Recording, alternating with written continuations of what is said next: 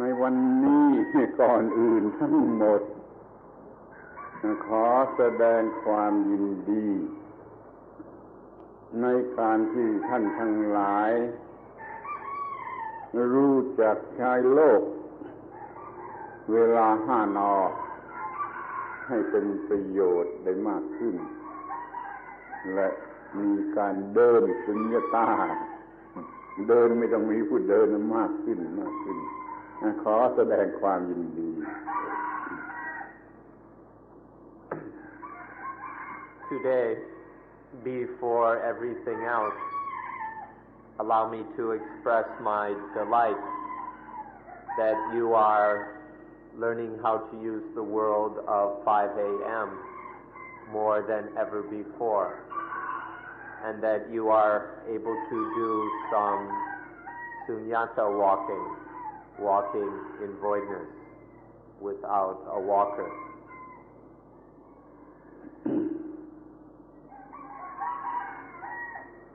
ต่อไปนี้ก็จะได้บรรยายโดยหัวข้อว่าอานาปานสติตามที่ได้สัญญาไว้วันก่อน Now we will speak about Anapanasati as we promised to do the other day. ให้ชื่อหัวข้อว่าอานาปานสติตามประสงค์คือแล้วแต่ที่จะประสงค์เอาไปใช้ทำอะไรจะเอาไปใช้ทำอะไร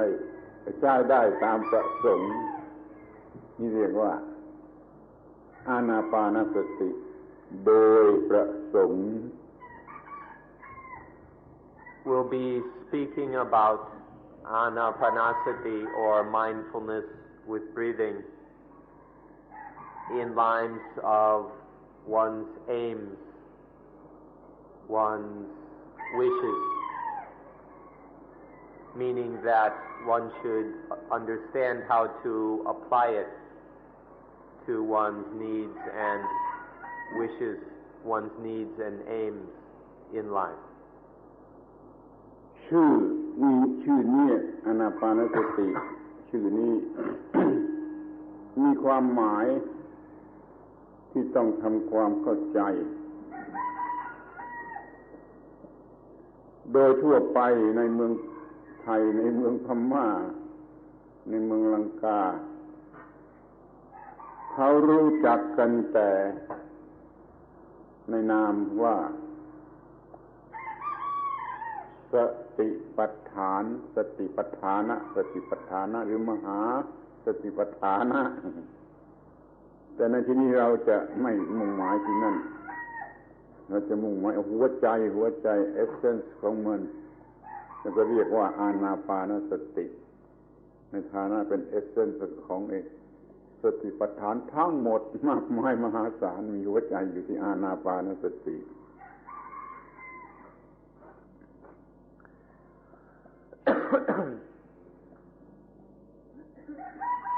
In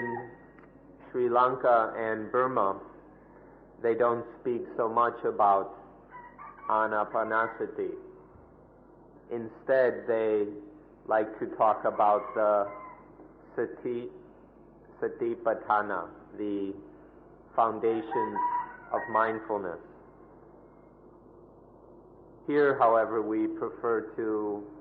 speak of Anapanasati because it is the essence of the 4 foundations of mindfulness. And so this is the approach we will be taking to it. Anapanasati as the heart or essence of the foundations of mindfulness, the Satipatthana. อานาปานสติคำนี้ถูกใช้ผิดถือความหมายผิดว่ากำหนดลมหายใจ นั่นเป็นความหมายที่ไม่ถูกต้อง ความหมายที่ถูกต้องคือกำหนดสิ่งใดสิ่งหนึ่งที่ควรกำหนดสิ่งใดสิ่งหนึ่งที่ควรกำหนดอยู่ทุกครั้งที่หายใจเข้าออกไม่ใช่กำหนดลมหายใจแต่กำหนดสิ่งใดสิ่งหนึ่งที่ควรกำหนดอยู่ทุกครั้งที่หายใจเข้าออก Now this word Anapanasati has been misunderstood and applied incorrectly. It's generally taken to mean mindfulness of breathing in and out. It's taken usually to mean simply being mindful or scrutinizing the breathing in and out. However, the proper meaning is to scrutinize something which is worthy of our investigation with every in-breath and out-breath. So it's more appropriate to speak of it as mindfulness with breathing. This is the correct understanding, to scrutinize something worthwhile with every inhalation and exhalation. อะไรเป็นสิ่งที่ควรกำหนด สิ่งที่ควรกำหนดก็คือสิ่งที่เราอยากรู้อยากใช้ประโยชน์หรืออยากจะ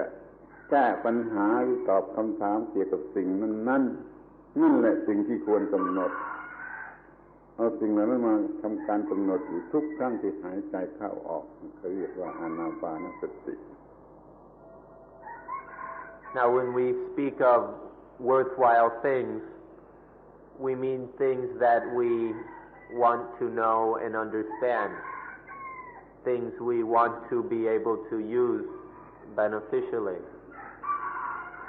and things that have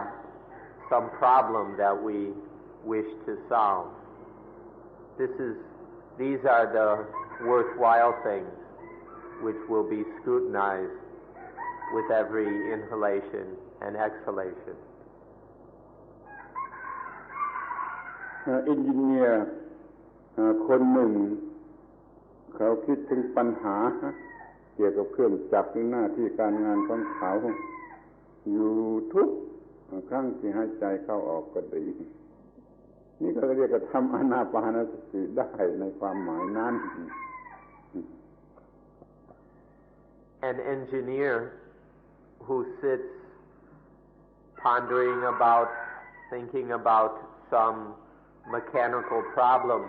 that he has, and he does this with every inhalation and exhalation. This would be a certain kind of Anapanasati for that engineer. เมื่อท่านอยู่ที่นี่แต่ถ้าคิดถึงบ้านหรือครอบครัวที่อยู่ที่บ้านอยู่ทุกครั้งที่หายใจเข้าออกก็เรียกว่าอานาปานสติได้เหมือนกัน Or for all of you,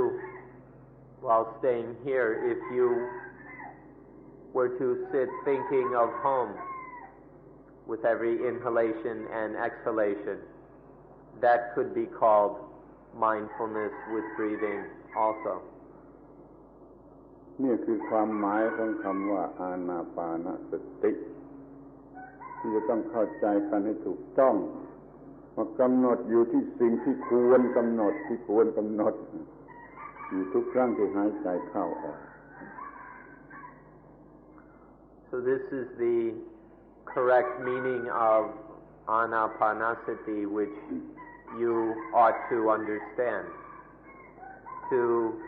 scrutinize some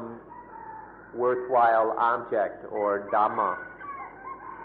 with every in-breath and every out-breath. เราจึงสามารถนำระบบนี้วิธีการอันนี้ไปใช้ได้กับสิ่งทุกสิ่งที่มันเป็นปัญหาแก่เรา จึงได้เรียกว่าอานาปานสติโดยประสงค์คือแล้วแต่ว่าท่านจะประสงค์อะไรเอาไปใช้ได้ในทุกกรณี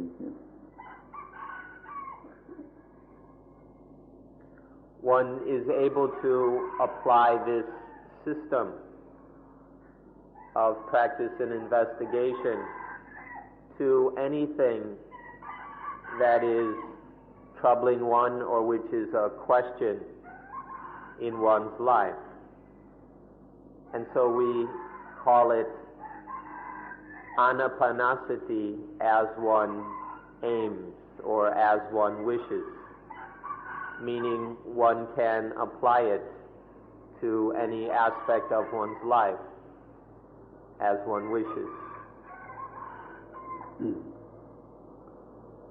เรายังมีให้ทุกระดับตั้งแต่ต่ำๆที่สุดไปถึงสูงที่สุดในทั้งในแง่ของโลกเป็นอยู่ในโลกและทั้งในแง่ของทางธรรมหรือทางศาสนาทางจิตทางวิญญาณคือทั้งอย่างต่ำและอย่างสูงทั้งในแง่โลกและทั้งในแง่ของธรรมะ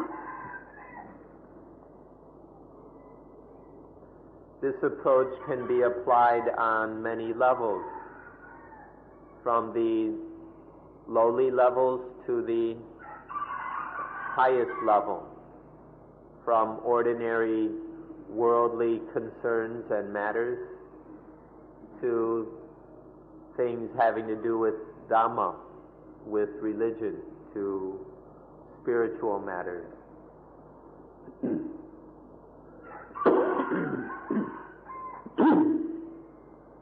ในที่นี้ก็ใช้ควบคุมสิ่งเลวร้ายไม่พึงปรารถนาโดยเฉพาะอย่างยิ่งกระแสแห่งปฏิจจสมุปบาทที่เป็นไปในทางที่ให้เกิดทุกข์ที่เราได้กล่าวถึงกันแล้วในวันก่อนว่ามีกระแสแห่งปฏิจจสมุปบาทเป็นไปในทางให้เกิดทุกข์ถ้าเรามีสติอานาปานสติโดยเฉพาะนี่ควบคุมความเลวร้ายนั้นได้ Especially we can use Anapanasati to regulate, manage or control lowly and harmful things. In particular, the flow of dependent origination, which we discussed the other day. If one has Anapanasati, one can control that flow so it doesn't turn into dukkha. สิ่งที่เราต้องการที่สุดในการพัฒนามีอยู่สิ่งหนึ่งคือว่าทำงานให้สนุกแล้วก็เป็นสุขตลอดเวลาที่ทำงานให้สนุกและเป็นสุขตลอดเวลาที่ทำงานถ้าเรามีอานาปานสติที่ฝึกไว้ดีแล้วจะทำได้ทั้งตามที่ต้องการสนุกด้วยเป็นสุขด้วยในเวลาที่ทำงาน And the thing that we wish for the most in our development is to work with enjoyment and be happy while we work. This is something everybody is looking for, to be able to work, to enjoy one's work, and to find happiness in our work. This is something that will be quite possible and easy when one is well versed in Anapanasati. ที่เรียกกันมากที่ใช้พูดกันมากสำหรับประโยชน์ของอานาปานสติก็คือมีประโยชน์ในการป้องกันคุ้มครองปิดกั้นป้องกันคุ้มครองปิดกั้นแล้วแต่จะเรียกสิ่งเลวร้ายไม่ให้เข้ามาไม่ให้สิ่งเลวร้ายเข้ามามี สติเป็นเครื่องปิดกั้นคุ้มครองป้องกันนี่เป็นความมุ่งหมายส่วนใหญ่ที่สุดของคำว่าอานาปานสติ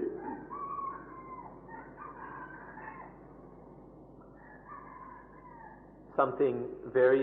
important is the ability to protect against, to block off, to close off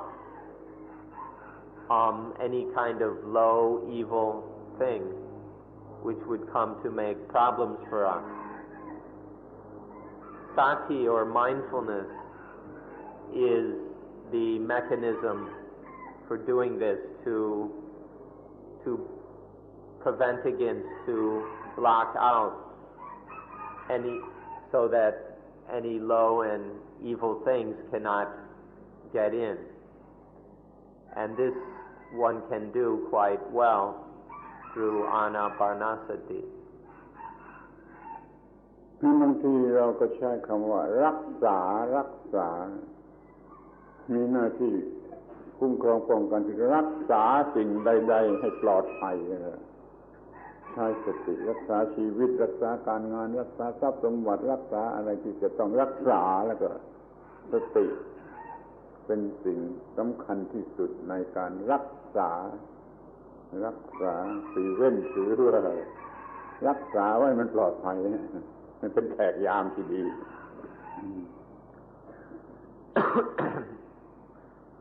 We often use the word protect to protect all the worthwhile and beneficial things that we have, so that they aren't harmed or destroyed, so they can't be stolen from us. Sati, mindfulness, is the means for protecting all the healthy and helpful qualities of mind, of life, which we need to protect. ทีนี้อีกคำหนึ่งก็คือการต่อสู้ชีวิตเป็นไปด้วยการต่อสู้ทางร่างกายต่อสู้ด้วยกำลังด้วยอาวุธหรือต่อสู้อย่างนี้ก็ต่อสู้ซึ่งก็ต่อสู้กันด้วยสติปัญญาแม้ที่สุดแต่การต่อสู้กันโดยคดีในโรงในศาลตามกฎหมายการต่อสู้นี้การต่อสู้ทุกชนิดแหละต้องการสติมากที่สุดผู้มีสติแล้วก็จะต่อสู้ได้ดีนี่เรียกว่าเป็นประโยชน์ที่สุดในการต่อสู้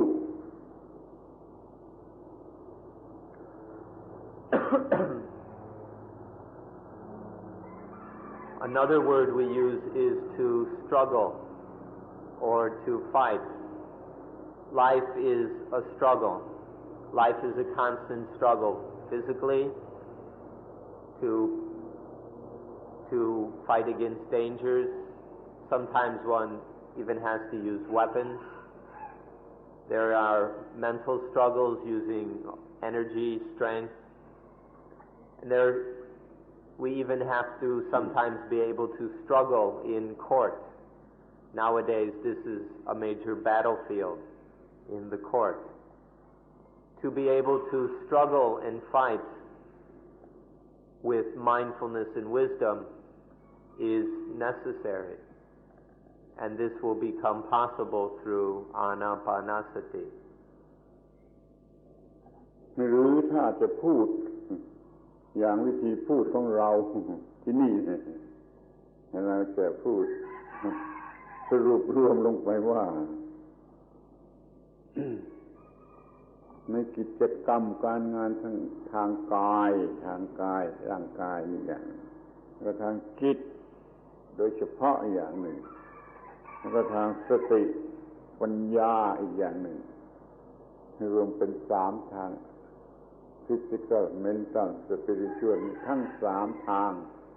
ก็เป็นว่าครบหมดบริบูรณ์ของมนุษย์เราถ้าสามารถชนะได้ทั้ง3ทางนี้แล้วก็เรียกว่าสมบูรณ์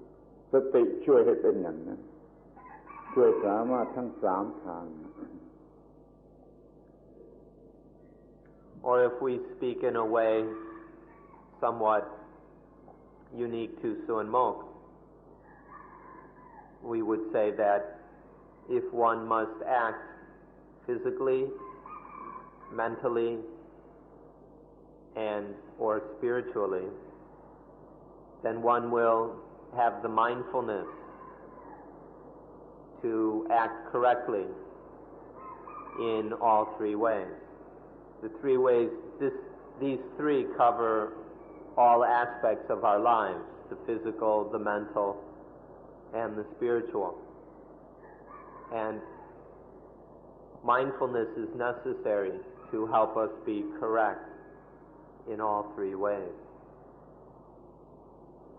แล้วก็ขอแถมเป็นพิเศษ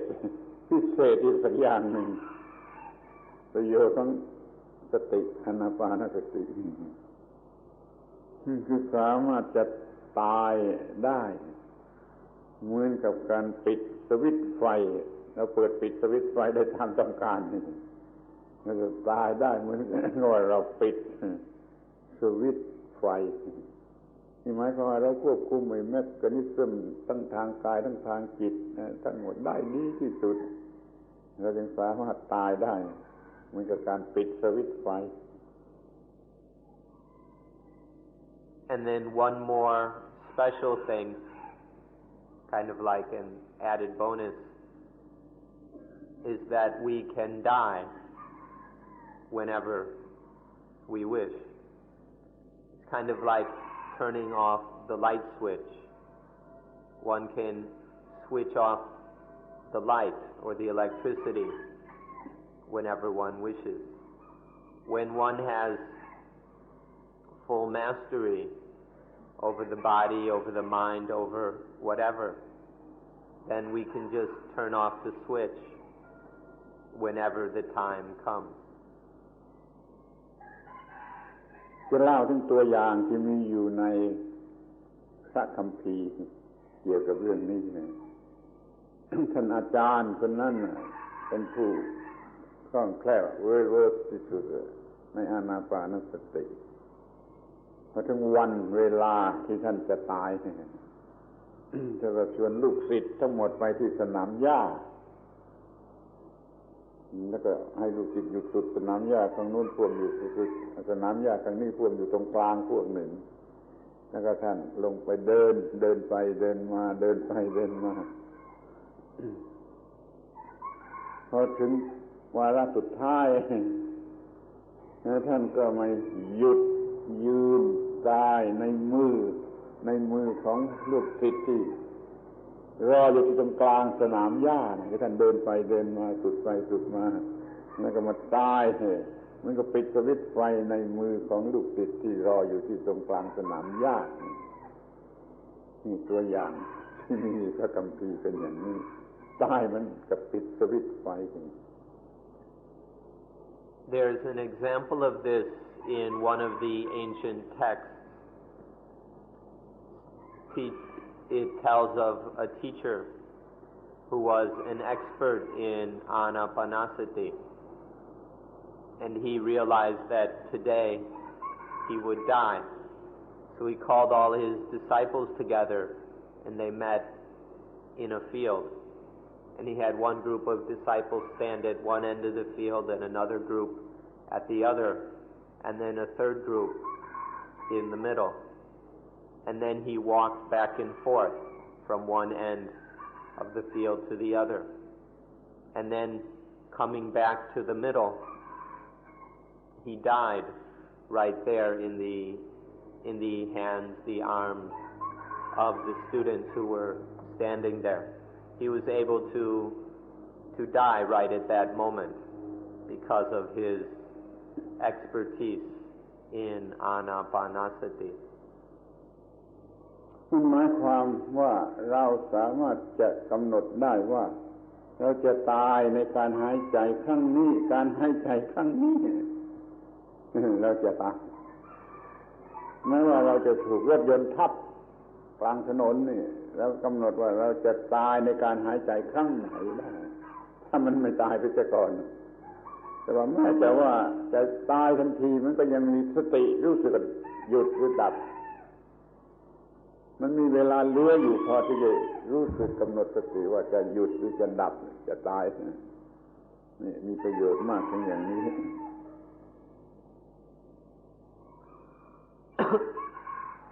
What this means is that one is able to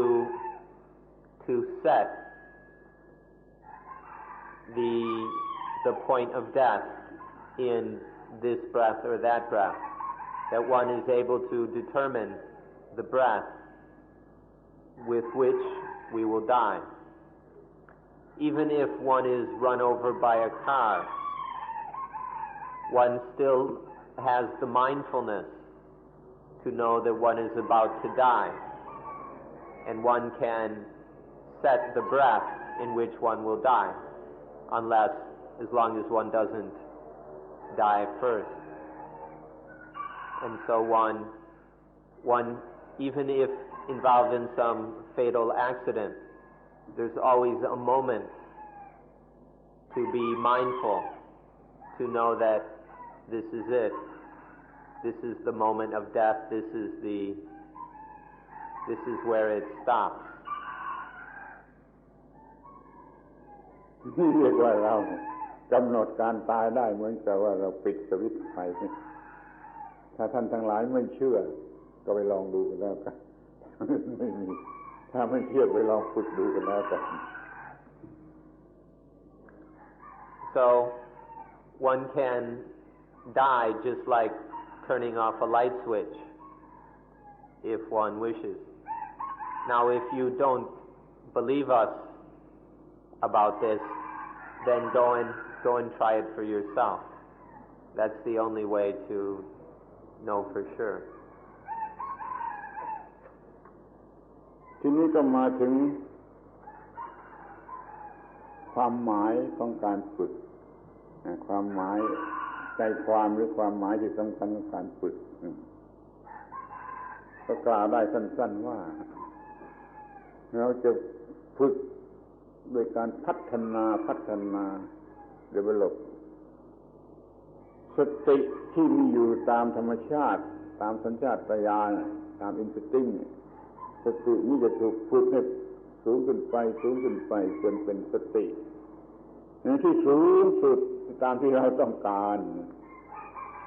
เพราะว่าสติที่มีอยู่ตามธรรมชาตินั้นมันไม่พอใช้มันอ่อนมันช้ามันอะไรฝึกให้มันเข้มแข็งให้มันเร็วให้มันทันเวลา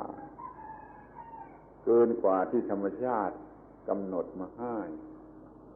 นี่คือความหมายแท้จริงของคำว่าฝึกสติ Okay, let's now look at the meaning, the essential meaning in this kind of training or meditation. What will be this training is a development of mindfulness. We develop the ordinary mindfulness that is natural to all of us. Now, the natural, ordinary mindfulness that we all have isn't very strong, it's not very quick. And so we will train it, develop it,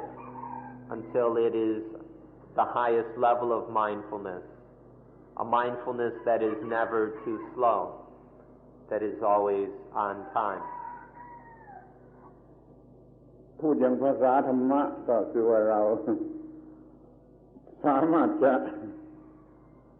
เปลี่ยนกิเลสให้เป็นโพธิความโง่ความสกปรกความมืดมัวความที่เป็นกิเลสสามารถเปลี่ยนให้เป็นโพธิคือการแจ้งสว่างสวัยรู้ถูกต้องตามที่เป็นจริง เราสามารถเปลี่ยนกิเลสให้เป็นโพธิโดยอำนาจของสิ่งที่เรียกว่าสตินี้ Or to put it in more Dhamma language, we can say that we can transform kilesa to bodhi. We can transform defilement into enlightenment. With mindfulness, one can transform the things which are low, unclean, confused, into things which are bright, clear, distinct. This is another advantage and benefit of sati, mindfulness. ที่จะพูดว่าเราสามารถsupplement คือเปลี่ยนกำลังของกิเลสให้กลายเป็นกำลังของโพธิโดยไม่ต้องสร้างกำลังใหม่เอาเปรียบที่ว่าที่มันเป็นกำลังจะเกิดกิเลสเท่าไรจะเกิดกิเลสมากมายเท่าไรกำลังเหล่านั้นถูกsupplementให้กลายเป็นกำลังของโพธิไปโดยอำนาจของสิ่งที่เรียกว่าสติ To put it another way, we will be able to sublimate the strength of the defilements and transform that into a strength, into energy, which is useful for enlightenment. This is very interesting. We don't have to go and find a new kind of energy or strength. We can just sublimate the power of the defilements and then use that power for the sake of enlightenment. This can be done using mindfulness. ทีนี้เรามาดูสติหลายๆอย่างหลายๆชนิดพร้อมกันเพื่อการเปรียบเทียบ Now we'll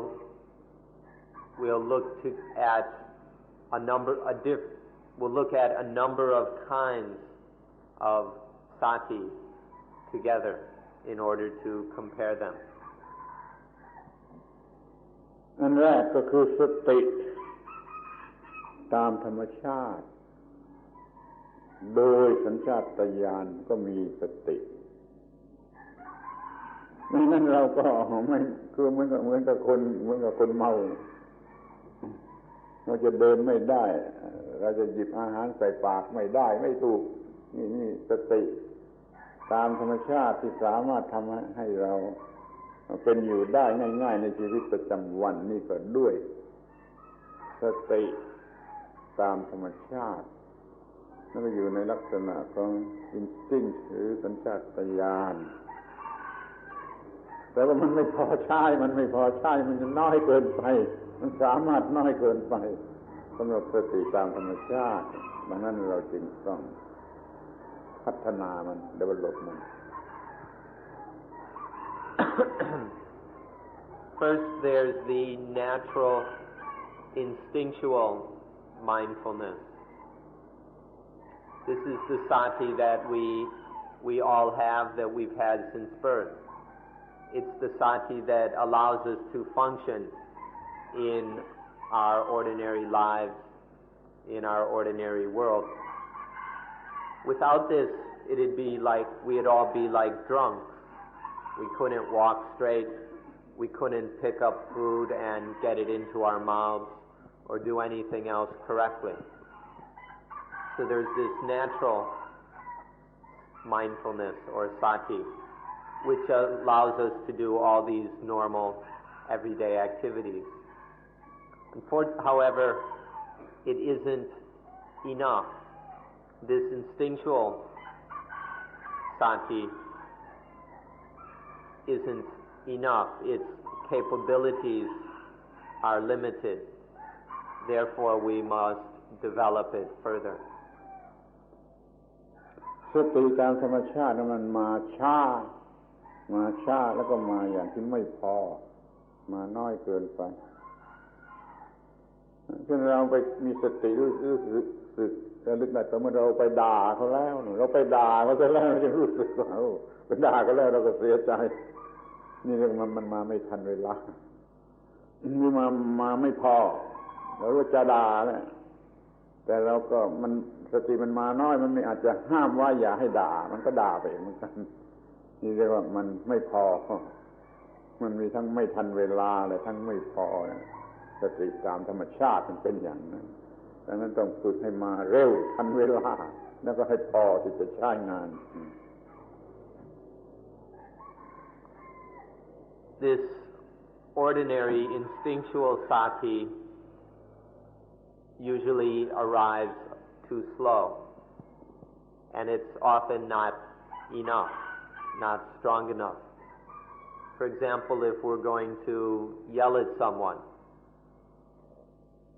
sati comes too slow to stop us, and then so we go and yell and say something stupid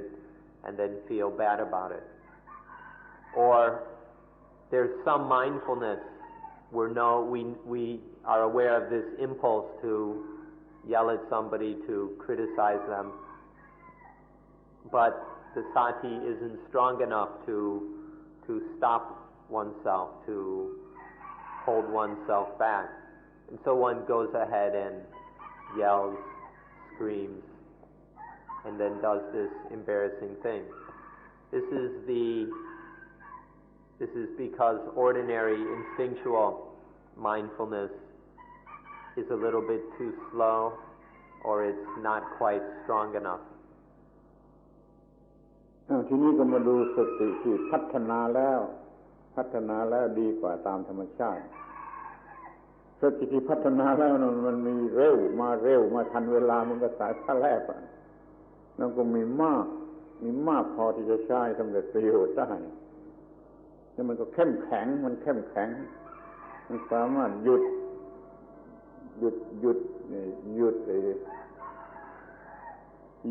ความคิดเร็วๆความคิดฟุ้งซ่านหรือความคิดร้ายกาจหยุดได้เพราะมันมีความเข้มแข็งเพราะว่าสติชนิดนี้มีปัญญาประกอบอยู่ด้วยมีปัญญาผสมอยู่ในนั้นด้วยถ้าสติที่พัฒนาแล้วมันมีปัญญาผสมอยู่ด้วยมันก็มากด้วยมันก็เร็วด้วยมันก็เข้มแข็งด้วย Now we'll look at the mindfulness which has been developed. It will be very fast as a lightning bolt. Well-trained mindfulness is never too slow. It's never too late. It always arrives on time. Further, there's enough of it. There's sufficient mindfulness to do the job. And third, it's vigorous. It's strong. This mindfulness has enough strength and vitality to do whatever needs to be done. The reason for this is because this well-trained sati has panya, or wisdom, with it. When we develop sati, then it is more and more accompanied by wisdom, or we could say wisdom is mixed or integrated with it. And this will give then sati its speed, size, and strength. ทีนี้เราก็ดูสติที่กำลังรับใช้ปัญญาสติไม่ได้อยู่เฉยๆมารับใช้ปัญญาในหน้าที่ขนออกมาขนส่งปัญญาเราเก็บไว้มากศึกษาเก็บปัญญาไว้มากแต่ถ้าไม่เอามาใช้ทันเวลาก็ไม่มีประโยชน์อะไรนี่สตินี่รับใช้ปัญญาในการเอามาทันเวลาเฉพาะหน้าเฉพาะเหตุการณ์ที่มันเกิดขึ้นทางตาทางหูทางจมูกทางลิ้นทางกายอะไรก็ตามที่มันมีเหตุการณ์เกิดขึ้นสติไปค้นปัญญามาสำหรับแก้ไขสถานะการนั้นให้ได้ดีที่สุดและให้ทันเวลาที่สุดให้ใช้ปัญญาได้ดีที่สุดในทุกแง่ทุกมุมอย่างนี้เราเรียกว่าสติที่รับใช้ปัญญาให้ปัญญาทำหน้าที่ได้ดีที่สุดสำเร็จประโยชน์มากที่สุด ก็ควรจะรู้จักไว้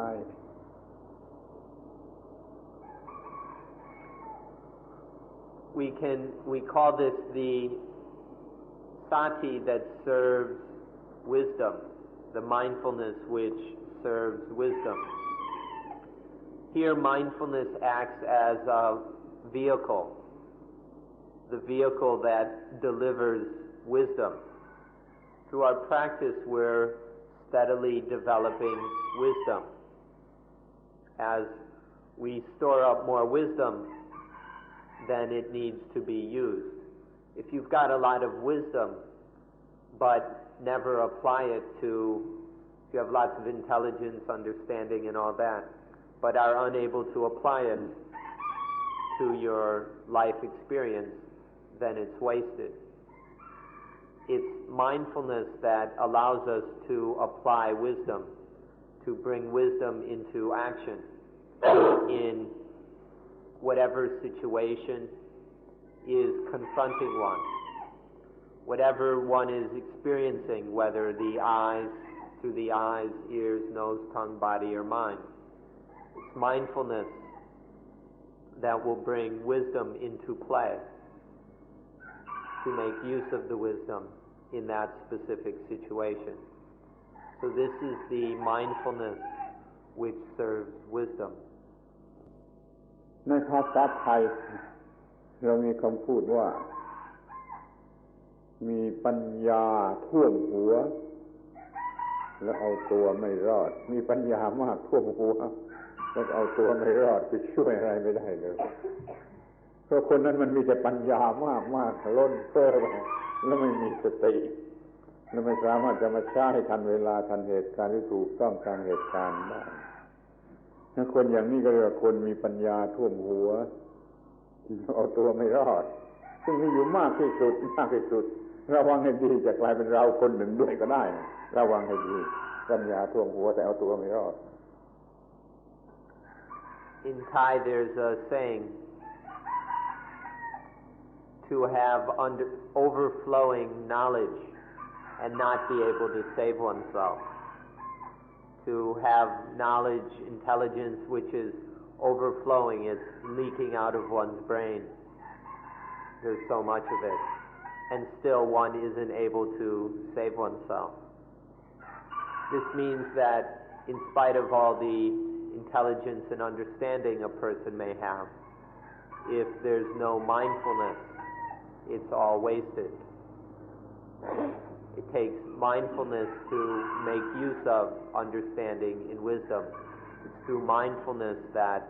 our understanding is applied to reality right now as we experience it. So we all need mindfulness to avoid having this overflowing wisdom that can't even save ourselves. มันไม่ใช่มากเฉยๆมันไม่ใช่ว่ามากเฉยๆล้นแต่มันท่วมหัวคือมันปิดทับมันปิดทับให้โง่ไปซะอีกมันคอนฟิวส์เรามันก็ปิดทับจนให้โง่เราจะเรียกมันว่าไอ้ความมืดสีขาวปัญญาที่ท่วมหัวจนไม่เห็นอะไรมันเป็นความมืดสีขาวเหมือนกับที่เรามองที่ดวงอาทิตย์เราจะไม่เห็นอะไรนี่ปัญญาท่วมหัวก็เป็นความมืดสีขาว It's not just that this knowledge and intelligence is too much. It's that it's stuffed in there and it's getting in the way. There's so much of this crammed in knowledge that it actually makes one stupid. There's so much information and understanding that one becomes confused by it all. This is what we call a white darkness. All this understanding and knowledge becomes a white darkness, like when we stare at the sun. The whiteness blinds us. ทีนี้อันสุดท้ายที่จะขอเอ่ยถึงก็คือสติในขณะที่ไปรับใช้ สมาธิในขั้นสุดท้ายในขั้นสุดท้ายที่จะตัดกิเลสอริยมรรคจะตัดกิเลสในขั้นสุดท้ายสติต้องไปรับใช้สมาธิทุกองค์มรรคทุกองค์สมาธิก็ดีสมาสังกัปปะก็ดีสมาวาจากรรมันโตรวมทั้งสัมมาสติด้วยต้องไปรับใช้สัมมาสมาธิตอนนี้สมาธิขึ้นถึงสูงสุดได้ชื่อว่าอริยสัมมาสมาธิมีบริวาร7มีลูกน้องบริวาร7คือ7ข้างต้นไปรับใช้สมาธิอันสุดท้ายสติด้วยเหมือนกันสติก็ไปรับใช้อริยสัมมาสมาธิในขณะที่อริยสัมมาสมาธิจะตัดกิเลสจะบรรลุมรรคผลนิพพานแต่ว่าเรื่องนี้มันละเอียดยืดยาวเกินไปไม่อาจจะอธิบายได้ในวันนี้แต่ให้รู้ไว้เถอะว่าในที่สุดสติจะไปรับใช้สัมมาสมาธิเกิดมีอริยสัมมาสมาธิขึ้นมาแล้วก็ตัดกิเลสแล้วก็บรรลุมรรคผล The last kind of mindfulness we'd like to mention today is the mindfulness which serves samadhi, which serves concentration in the moment of finally cutting through the defilement. There's a point if Dhamma practice develops fully, there's a point where the defilements are totally cut through. They're eliminated, you could say they're burned out, pulled up, removed. This is the culmination of Dhamma practice, the final elimination of all defilements, of all roots of and potential for defilements. And this is done primarily by samadhi. The Buddha gave it a special name, noble right concentration. When the Noble Eightfold Path, when the 8 factors of the path are fully developed and integrated, then the Buddha gave it the special name, noble right concentration with 7 supporters, or with 7 servants. And here in the final work of cutting through the defilements and eliminating them, it's the power of samadhi which is dominant. But all the other factors of the path are in support. And mindfulness is also supporting. Concentration, right concentration, is the 8th factor of the path. Mindfulness is the 7th. And so in this final elimination of defilement, destroying all possibility of defilement, it's this noble, this very exalted, noble right concentration which does it. And sati must serve in that. All the other factors, including sati, mindfulness, must back concentration up. This is a very refined and special thing. We won't have time enough to go into it in detail today, but we'd like to mention it so that you're aware of the highest use of mindfulness. Ultimately, mindfulness will support and serve samadhi in getting rid of, in disintegrating the defilements. ทีนี้เราก็จะมาดูกันถึงรากฐานที่ตั้งของการฝึกสติรากฐานที่ตั้งการฝึกสติก็คือการควบคุมการหายใจหรือลมหายใจฝึกควบคุมลมหายใจให้อยู่ในอำนาจของเราตามที่เราต้องการนี่เป็นรากฐานที่ตั้งของการฝึกสติ Now we will look at the basis or foundation for training mindfulness. The foundation for training sati is to regulate the breathing. To regulate the breathing so that it is in a condition or in the shape that we require. This is the foundation for training mindfulness further. คำนี้เป็นภาษาอินเดียออกเสียงว่าปราณายามะปราณายามะหรือปราณายามที่เฉยๆก็ได้ปราณายามะแปลว่าควบคุมลมหายใจเป็นความรู้ดึกดำบรรพ์มีอยู่ก่อนที่จะเกิดศาสนาทั้งหลายในอินเดียที่สร้างไปปราณายามะรู้จักควบคุมลมหายใจก็ใช้ประโยชน์ได้จากการควบคุมสำเร็จปราณายามะคำนี้ขอให้เข้าใจไว้ด้วย This is an ancient Indian word, the word pranayama,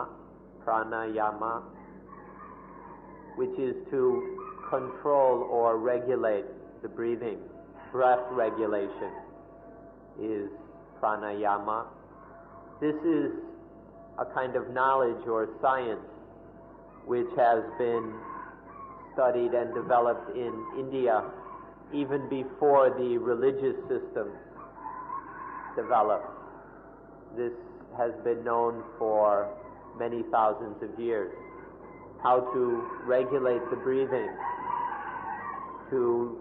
use it for the needs of human beings. So this basic regulation of the breathing, or pranayama, is the foundation for training mindfulness. เราจะพูดได้ว่าตั้งแต่คนป่าสมัยคนป่าไม่รู้จักนุ่งผ้าสมัยคนป่ามันก็จะรู้จักควบคุมลมหายใจใช้ประโยชน์จากลมหายใจเพราะเหตุไรเพราะเหตุว่าแม้ตามธรรมชาติแท้ๆตามธรรมชาติแท้ๆสัตว์เดรัจฉานมันยังจะรู้จัก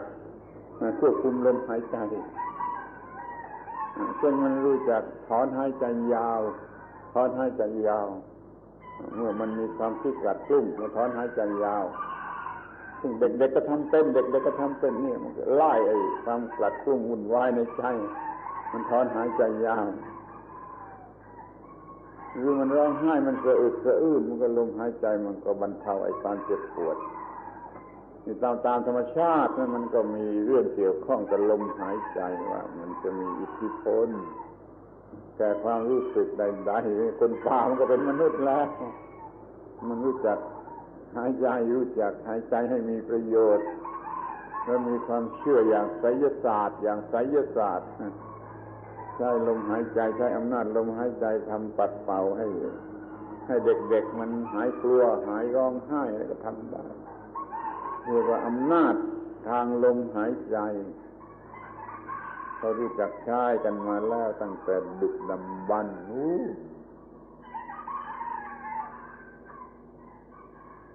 Now, primitive human beings who were still living in the jungles and caves and running around naked knew how to use the breathing. This knowledge of pranayama goes back very far, even to the most primitive peoples. They knew how to use the breathing to assist them in their life's activities. This has its basis in the fact that even animals are able to use their breathing to regulate their bodies, their minds. Even dogs, for example, know how to kind of sigh, to let out a long breath which relaxes one.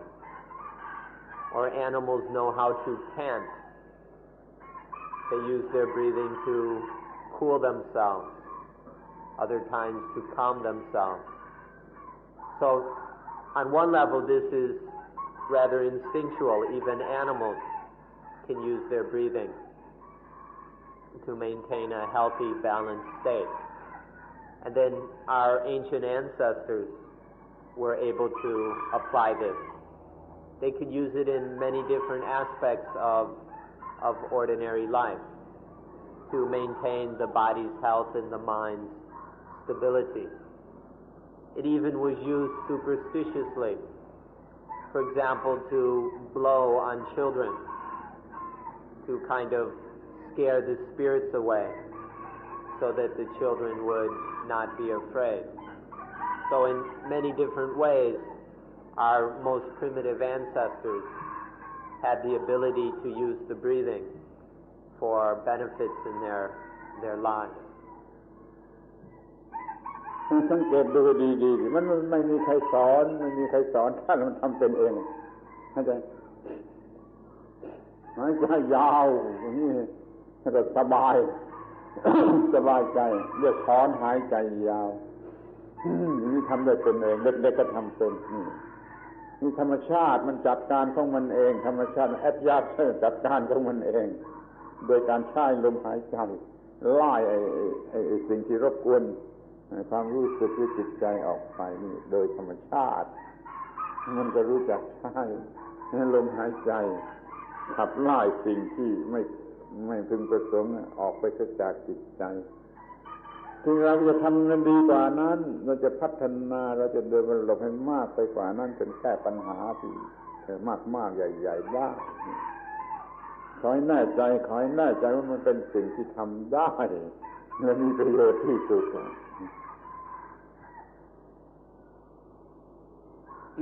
You all do this yourselves. There are times when you just take a deep breath. You just take a quick, deep, long breath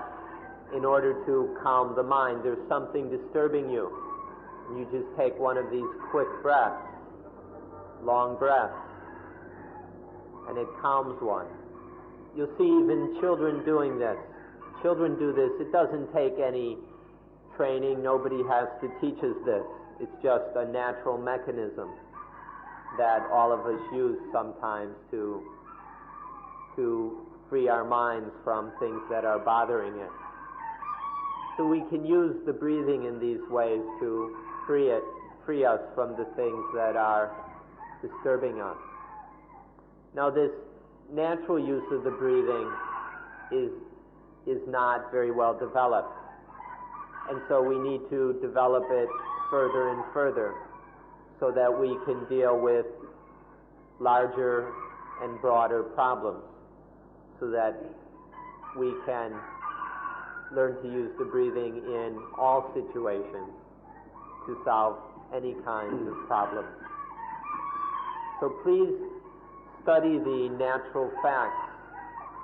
of this. Please pay attention to it until you're quite certain that this can be done, until you're quite certain that we can develop the breathing into something incredibly useful. It's important that you look at it this way if you are to have sufficient interest and appetite for practice. เราจะดูว่าการควบคุมลมหายใจจะมีประโยชน์ไปในทางใดบ้าง We will look at some ways in which regulating the breathing has benefits for us.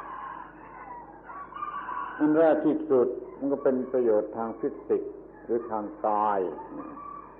ทำให้ร่างกายสดชื่นแจ่มใสเข้มแข็งมีประโยชน์ในทางกายต้องมีสมรรถนะทางกายการหายใจที่ดีมีประโยชน์แก่สมรรถนะทางร่างกาย The first benefits are physical. We can use the breathing to make the body fresh, alive,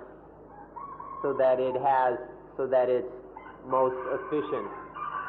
The breathing can make our bodies alive and ready, very efficient for whatever needs to be done. แม้ว่ามันจะเป็นเรื่องนิยายมันก็มีความหมายที่ควรจะสนใจว่ามันหายใจใส่คนตายให้กลายเป็นไม่มีชีวิตนี่พวกคนป่าพวกเวทมนต์คาถามันก็หายใจลดลงไปคนสลบหายกลับขึ้นมาไม่ใช่กล้าพูดถึงว่าคนตายยังไม่ตายแท้มันกลับมีชีวิตขึ้นมานี่การควบคุมลมหายใจใช้อำนาจของลมหายใจให้เรียกชีวิตให้มากขึ้นมาให้มีขึ้นมามีเป็นทางการ There's a story that there are stories we ought to know of, even if they're somewhat mythical or fictional. This is that the ability to breathe life into dead people who are just about dead. They haven't died totally, but they've just about died, and another person is able to breathe life into them or to bring them back to life, to resuscitate life. This kind of thing is very common in ancient literature. It's something worth our interest. อย่างที่สองมีประโยชน์เป็นทางจิตทางสมาธิควบคุมลมหายใจได้อย่างถูกต้องแล้วมันก็จะเกิดกำลังจิตหรือเกิดกำลังสมาธิมันก็รับใช้ความเป็นสมาธิปราณายามหมวดนี้มันให้เกิดสมาธิแล้วไปใช้อะไรก็ได้ The next benefits are mental, that one can use pranayama for the benefit of samadhi, for a well-established, stable, focused mind. We can use the breathing, we can regulate the breathing in a proper way, which will gather the mind's energy together and collect it in samadhi. This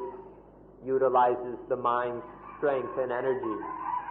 very well. So this is another benefit, a mental benefit of this regulation of the breathing. ที่อย่างที่สามมันเป็นไปในทางสติปัญญา ใครๆก็รู้ถ้ามีสมาธิแล้วก็มีปัญญาได้ง่ายแล้วก็มีได้มากไอ้ปราณายามสุดท้ายมันส่งเสริมสติปัญญาเมื่อร่างกายสบายดีเมื่อจิตสบายดีมันก็มีปัญญาได้โดยง่ายคิดนึกอะไรได้ดีนี่ปราณายามะส่วนที่สามนี้เป็นไปในทางปัญญาส่งเสริมปัญญารับใช้ปัญญาก็ควรจะรู้จักไว้ The third aspect is that this regulation of the breathing brings spiritual benefits. It leads to the development of true wisdom on the highest level. Once there is samadhi leads to seeing things as they really are, and this develops wisdom. When the body is healthy and well, when the mind is healthy and at peace,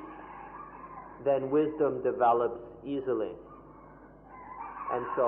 pranayama, breath regulation, ultimately leads to the development of wisdom if it's practiced correctly. เมื่อคนป่าสมัยไม่นุ่งผ้าสโตนเองมันยังรู้จักใช้ปราณายามตามวิธีในขั้นต้นๆของเขา เมื่อพวกเราเดี๋ยวนี้มนุษย์แห่งยุคปรมาณูยุคอวกาศพวกเราเดี๋ยวนี้ใช้ไม่ได้ทำไม่เป็นแล้วไม่ละอายมันบ้างมันไม่ละอายคนป่าบ้างคอยนึกถึงข้อนี้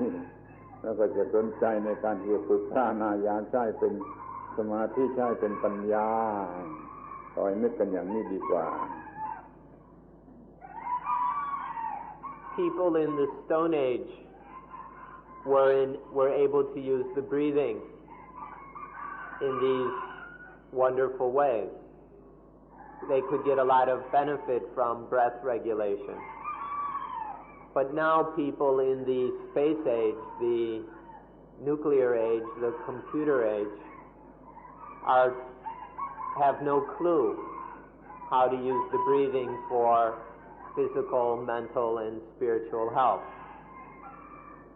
We ought to be a bit ashamed. We ought to be rather embarrassed by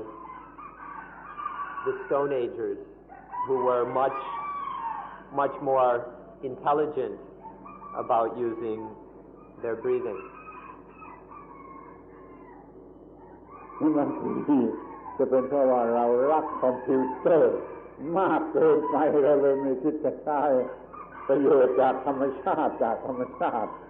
เช่นจากอานาปานสติเป็นต้นเพราะเรารักคอมพิวเตอร์มากเกินไปก็ได้คอยคิดกันไว้สังเกตกันไว้ It might be because we love our computers too much. We love our computers so much that we aren't at all interested in making use of nature. There are certain things nature has given us since long ago, but we're not interested. We totally ignore these things because we're so in love with our computers. We ought to give some thought to what is really beneficial for us. ทีนี้ก็จะมาดูกันถึงองค์ประกอบที่สำคัญส่วนประกอบที่สำคัญในการที่จะฝึกสติซึ่งบางทีก็เรียกว่าฝึกสมาธิมันก็อันเดียวกันองค์ประกอบที่สำคัญนั่นมันจะต้องมีสิ่งที่ใช้เป็นอารมณ์สำหรับจิตกำหนดลงไปต้องมีสิ่งที่จะเป็นอารมณ์สำหรับจิตกำหนดลงไปนั่นเรียกว่าอารมณ์ขาดไม่ได้ถ้าไม่มีอารมณ์ไม่รู้จิตจะกำหนดที่อะไรมันต้องมีสิ่งที่เรียกว่าอารมณ์คือสิ่งที่จิตจะกำหนดลงไปนี่ข้อแรกว่าต้องมีอารมณ์สำหรับจิตกำหนด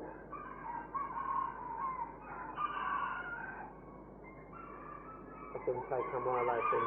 สิ่งประกอบ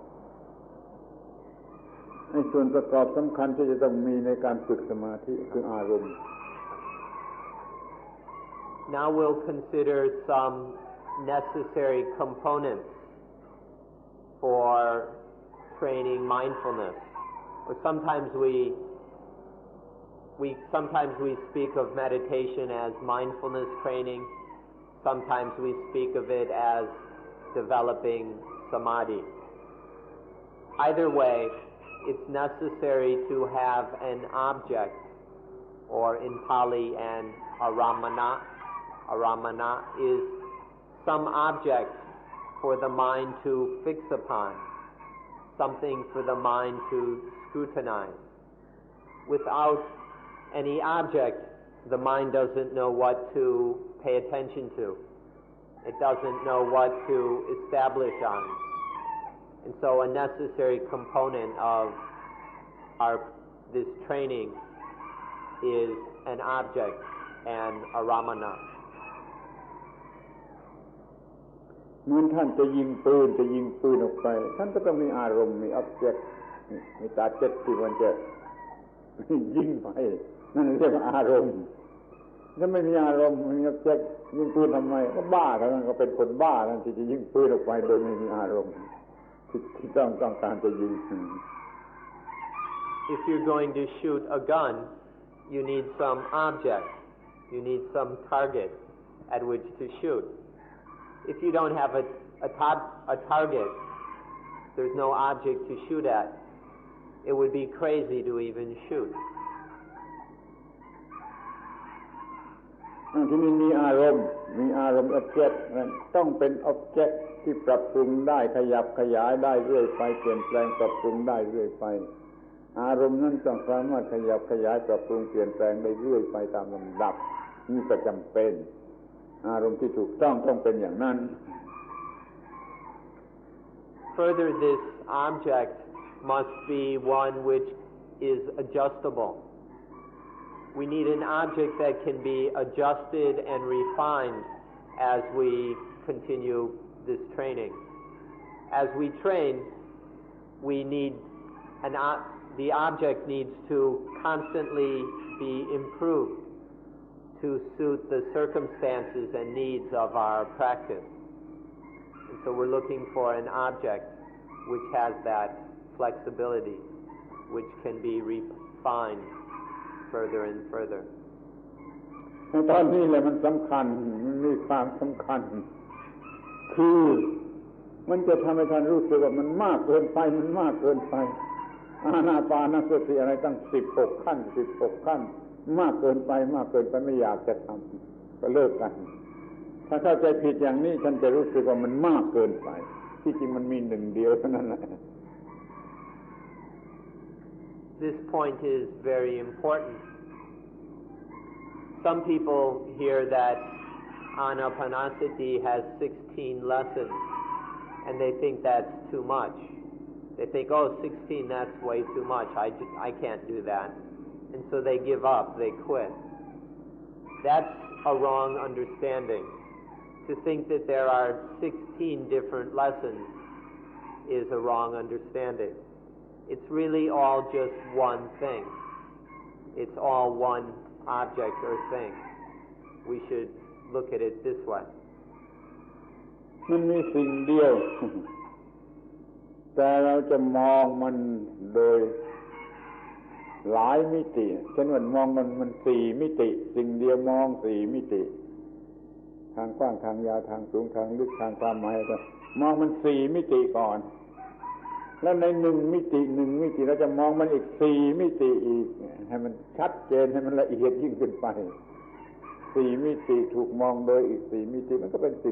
16แต่ที่แท้มันก็สิ่งเดียวก็มีวิธีมองให้ละเอียดออกไปท่านอย่าท้อใจอยากจะมากเหลือวิสัยยุ่งลำบากเหลือวิสัยแล้วก็ไม่อยากจะทำที่จริงมันต้องสิ่งเดียวเป้าหมายเดียวอารมณ์เดียวที่จะมองลงไปให้เห็นให้ลึกแล้วมองโดยวิธี4ประการแต่ละประการมีวิธีมองโดยละเอียดลงไปอีกเป็น4ประการมันก็เลยได้16ประการมันสิ่งเดียวเท่านั้นนะ So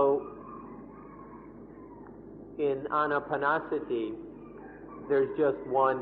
object, there's a single object. However, our way of looking at it, our way of observing and investigating this single object has 4 dimensions. There's the physical dimension, the feeling dimension, the mental dimension, and the Dhamma dimension. So there are 4 dimensions or angles with which we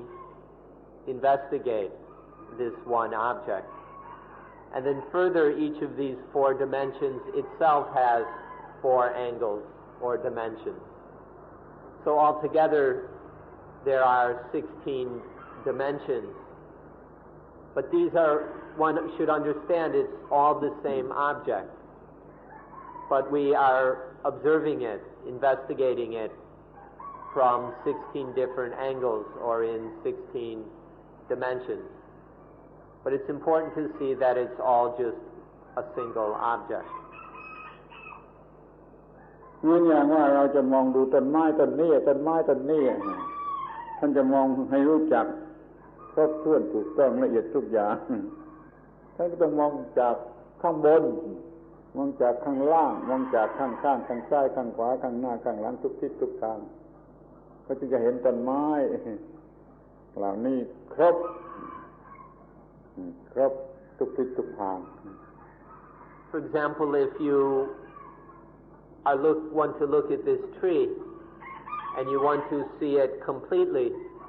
then you have to look at it from every angle. You have to look at it from the top.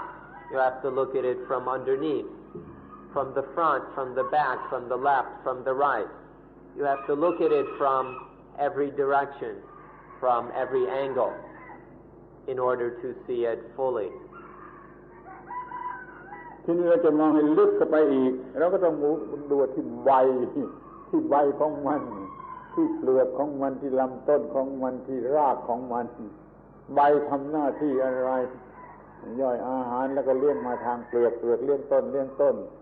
ที่กลางลำต้นก็ดูดน้ำขึ้นไปดูดอะไรขึ้นไปนี่มองดูลึกเข้าไปทุกๆส่วน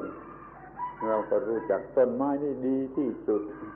ใบทำอะไรเปลือกทำอะไรดอกทำอะไรลูกทำอะไรลำต้นทำอะไร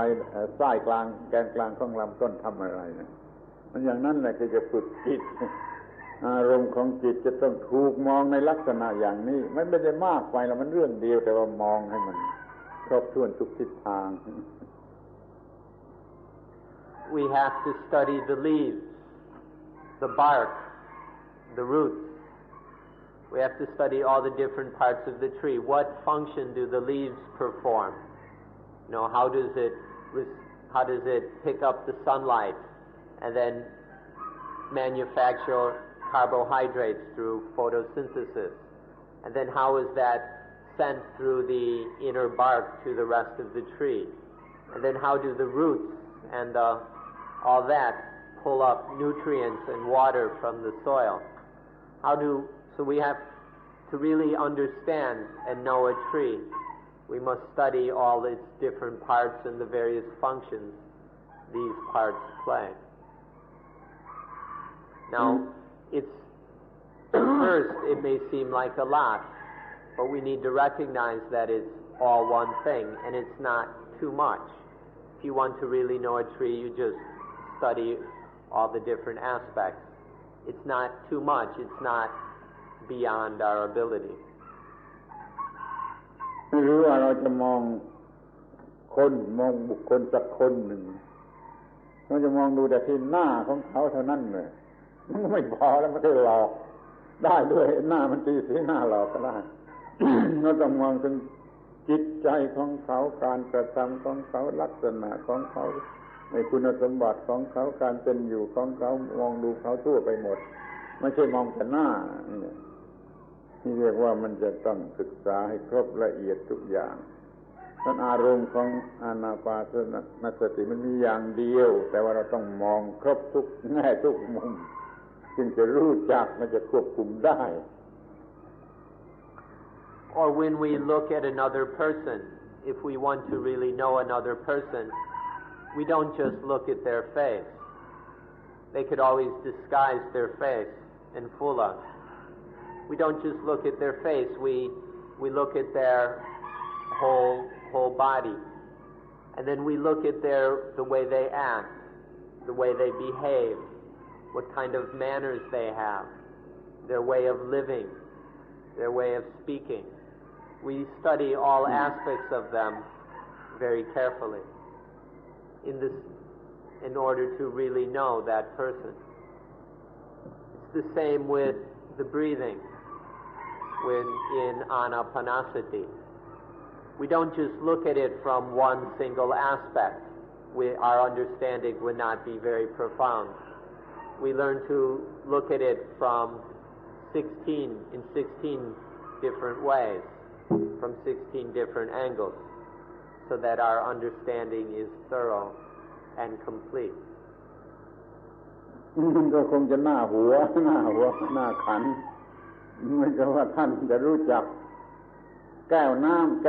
ดื่มน้ำของท่านแต่เฉพาะข้างบนที่จะดื่มท่านไม่รู้จักแก้วน้ำในด้านล่างคือก้นของแก้วน้ำท่านไม่ได้เคยมองแก้วน้ำในทางก้นไม่ได้คิดขึ้นดูอย่างนี้ก็หน้าหัวที่รู้จักแก้วน้ำแต่ด้านบนที่จะใช้ดื่มน้ำก้นแก้วไม่เคยดูนี่ไม่เรียกว่ารู้จักแก้วน้ำมันโดยสมบูรณ์ What's rather silly is that most people don't even know their water glass. All they know is the glass from the top when they pick it up to drink. Most people don't really know the water glass. They've never turned it over to look at the bottom, for example. This is how most people are. They don't even know the water glasses they're using.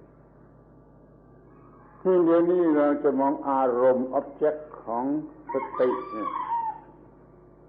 เรามามองกันในแง่ที่ว่า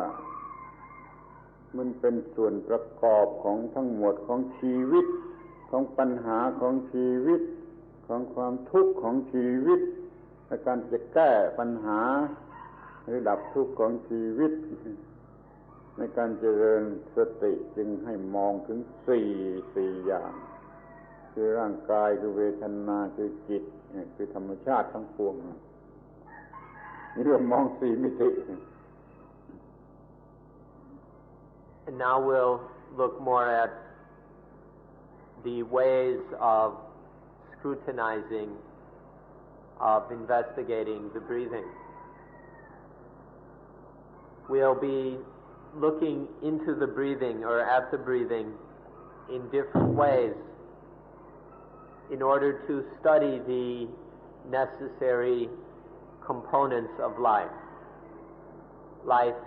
can be broken up or at least distinguished into different components. There is life itself. There are the causes of life. There are the problems or the dukkha of life, and there is the solution or the curing of those problems and dukkha. And so we'll look at the breathing in 4 dimensions. The physical dimension, the feeling dimension, the dimension of the states of mind, the mental dimension, and finally the dimension of Dhamma.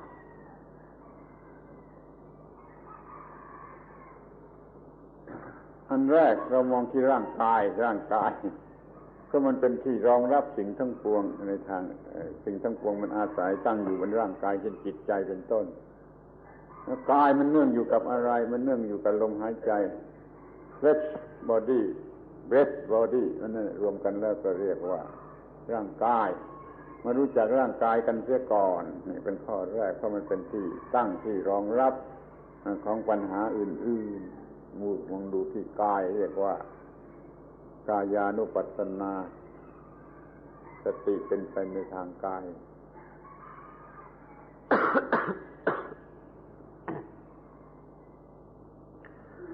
First we'll observe the body. We'll observe the body because all this flesh and blood that makes up the body. And we'll explore the breathing as part of that body. The breathing is part of the physical existence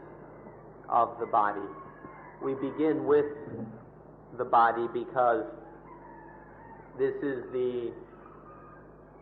foundation of life, and all the problems and difficulties of life are based upon the body. So we'll begin our investigation on this basic level, the physical level. This is called Kayanupassana, contemplation of the body. So mindfulness is applied to the contemplation of the body. ที่นี่ร่างกายมันเป็นที่เกิดของเวทนาถ้าร่างกายไม่มีเวทนาก็ตายแล้วเป็นร่างกายที่ตายแล้ว ร่างกายที่เป็นอยู่มันต้องมีเวทนา จึงต้องมองดูที่เวทนาที่มันตั้งอาศัยอยู่กับกายเป็นความรู้สึกนานาชนิดที่เรียกว่าเวทนานี้ต้องรู้จักเป็นเรื่องที่สองเรียกว่าเวทนา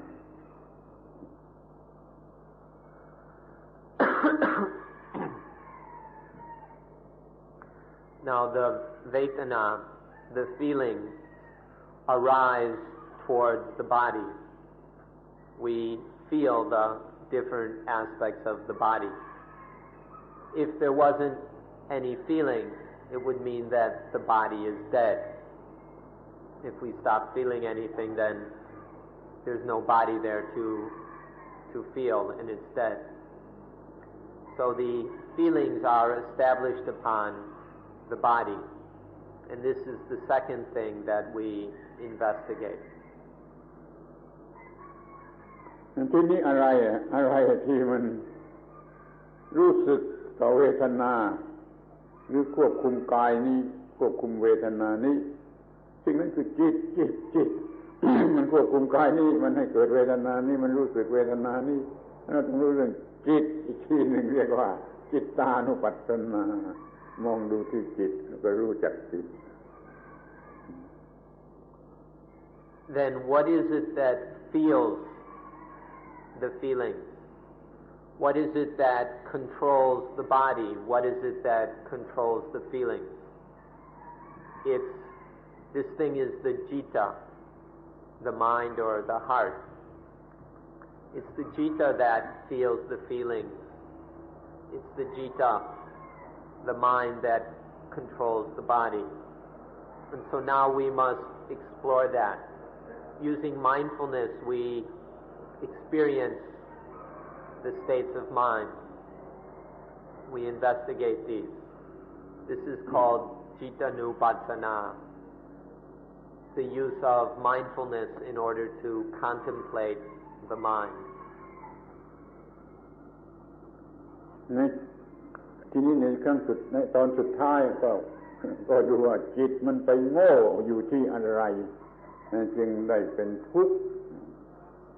จิตไปโง่อยู่ที่อะไรมันจึงได้เป็นทุกข์ก็คือจิตมันไปโง่อยู่ต่อสิ่งทั้งปวงที่เป็นที่ตั้งแห่งความโง่ความยึดมั่นถือมั่นหรืออุปาทานนี่มันเราจึงต้องดูสิ่งทั้งปวงที่ทำให้จิตมันโง่นั่นอีกทีหนึ่งนี่เรียกว่าดูสิ่งทั้งปวงนี่เรียกว่าธรรมานุปัสสนาดูธรรมชาติทั้งปวงกันแล้วกัน And then the final dimension or stage is to look at the things that make us stupid, the things that make the mind ignorant, and then which leads to attachment. So then we look at everything, because all things are the things that lead the mind into ignorance and into attachment. All things are the basis of dukkha, due to ignorance and attachment. So one looks at all things in order to know all these things which make suffering, and then to understand them so they're no longer responsible for dukkha. เราจะต้องมองให้เห็นว่าทุกสิ่งไม่ยกเว้นอะไรสังคตะคือมีเหตุมีปัจจัยปรุงแต่งก็ดีไม่อาสังคตะไม่มีเหตุไม่มีปัจจัยปรุงแต่งก็ดีก็เรียกว่าสิ่งทั้งปวงจะพูดว่าตั้งแต่ฝุ่นดัสพาร์ติเคิลเดียวดัสฝุ่นเม็ดเดียวขึ้นไปถึงพระเป็นเจ้าเลยยกหมดเลยมันคือสิ่งทั้งปวงที่จะทำให้เรายึดมั่นถือมั่นคือไปรู้สึกเป็นแง่บวกแง่ลบ positive negative แล้วเราก็มีความโง่เกิดขึ้นในใจความรักความโกรธความเกลียดความกลัวความตื่นเต้นอิจฉาความโง่ทั้งหลายมันเกิดขึ้นมาก็ไป attach ต่อสิ่งทั้งปวงในแง่ positive หรือ negative จึงต้องดูไอ้สิ่งทั้งปวงในลักษณะที่ถูกต้องจนไม่โง่ต่อสิ่งทั้งปวงนี่เรียกหมวดที่ 4ธรรมานุปัสสนาเข้าใจแจ่มแจ้งศึกษาในสิ่งทั้งปวง So we need to study all things, both the asankata, that which is unconditioned, uncreated, isn't made, it doesn't die. And then all the things which are sankata, the things which can be created, are produced, which are changed, conditioned, and which eventually end. We need to study all things from the lowest to the highest, to study all the things that we cling to as being positive and negative. What are all these things that trick the mind? What are all these things that deceive the mind so that they're thought to be, this is positive, that is negative? And then the mind clings to them positively and negatively.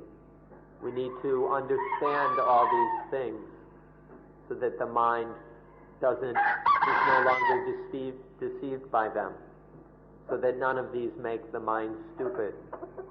so that it stops clinging to them as positive and as negative. มันเป็นสี่มิติของสิ่งเดียวสี่มิติแล้วของสิ่งเดียวในส่วนที่เป็นร่างกายเป็นที่ตั้งแห่งสิ่งทั้งปวงแล้วเวทนาที่มันรู้สึกได้โดยทางกายนี่นะแล้วจิตเป็นผู้รู้สึกต่อเวทนาหรือควบคุมเวทนาควบคุมกายแล้วก็สิ่งทั้งปวงที่มันทำให้โง่จนจิตไปหลงถ้าเกิดเวทนานานาชนิดเวทนานานาชนิดก็มันไปโง่ต่อสิ่งทั้งปวงนี่เรียกว่ามันสี่มิติแล้วก็ของสิ่งเดียวท่านอยากเข้าใจมากจนเวียนหัวจนไม่ที่อยากจนไม่อยากเรียนมันเรื่องเดียวเท่านั้นแหละเรื่องสิ่งทั้งปวงก็ได้มีมองกันสี่มิติน่าจะแก้ปัญหาได้ There are 4 dimensions to this single thing. It's just one thing, but there are these 4 dimensions. The body is the basis of it all. And then there are the feelings which are felt through the body. And then the mind that feels those feelings. And then there are all the things which deceive the mind, which trick the mind into attaching to them as positive and negative. So you can see that all of this is one thing. It's just looking at this one thing from 4 different dimensions. แม้โดยผลที่จะได้รับก็มีสิ่งเดียวคือไม่มีความทุกข์ไม่เกิดความทุกข์เพราะไปโง่ต่อสิ่งทั้งปวงมันก็มีผลสิ่งเดียวมันไม่มีความทุกข์มันไม่เกิดความทุกข์นี่ผลก็มีเพียงสิ่งเดียว And the results of all this is a single thing as well. The single result is no dukkha, the end of dukkha. When we are ignorant about all things, we attach to them, and there is dukkha. When there's no more ignorance about everything, then there's no more dukkha. This is the single result, the end of dukkha. มันก็ดีมากดีวิเศษอย่างวิเศษมากที่ว่าถ้าเราควบคุมสิ่งเหล่านี้ได้อย่างถูกต้องจะไม่มีความทุกข์เราจะต้องการความสุขเมื่อไรก็ได้ภาวะที่น่าพอใจเรียกว่าความสุขเราต้องการเมื่อไรก็ได้แล้วความทุกข์ก็ไม่มีมาให้เห็นนั่นประโยชน์ต้องการที่มีสติโดยสมบูรณ์ And it's quite nice that through this one will be totally free of dukkha. In this way, one doesn't have to suffer dukkha. And further, one can be happy whenever one wants. Any satisfying condition, that's happiness. And we can be happy at will. ความลับท ที่จะต้องทราบอีกอย่างหนึ่งต่อไปก็คือว่าระบบนี้ความรู้อย่างนี้การกระทำอย่างนี้รับผลอย่างนี้มันเป็นของธรรมชาติเป็นของธรรมชาติใช้คำว่าธรรมชาติซึ่งมันใช้ได้ทุกยุคทุกสมัยทุกสถานที่แล้วก็ทุกชนิดของมนุษย์ไม่เนื่องด้วยเรสของมนุษย์จะมีเรสชนิดไหนก็ตกอยู่ภายใต้กฎเกณฑ์ของสิ่งนี้เพราะฉะนั้นเราจึงมารวมกันหมดศึกษาสิ่งเหล่านี้โดยที่ไม่ต้องคิดว่าเป็นคนยุโรปเป็นคนอเมริกันเป็นคนออสเตรเลียไม่ต้องนึกว่าเพราะมันใช้ได้มาตั้งแต่คนป่าที่ยังไม่นุ่งผ้าสมัยโน้นเรื่อยมาจนกระทั่งบัดนี้นี่เรียกว่าความจริงข้อนี้ของธรรมชาติข้อนี้ไม่ขึ้นอยู่กับเวลาไม่ขึ้นอยู่กับสถานที่ใช้ที่ไหนก็ได้เมื่อไรก็ได้แก่มนุษย์ชาติพันธุ์ไหนก็ได้มันเดียวกันมันชาติพันธุ์นี้มันเดียวกันมันมีกิเลสเหมือนกันความทุกข์อย่างเดียวกันมันมีอะไรเหมือนกันน่ะมันธรรมะนี่จึงใช้ได้โดยไม่ต้องมีข้อยกเว้นว่าจะเป็นชาติพันธุ์อันไหนขอให้ท่านเข้าใจอย่างนี้เถอะอย่าเข้าใจเป็นพุทธศาสนาของพุทธบริษัทมันไม่ใช่นั่นมันพูดแค่เกินไปมันเป็นความจริงของมนุษย์ทุกคนของสิ่งมีชีวิตทุกสิ่งหนึ่ง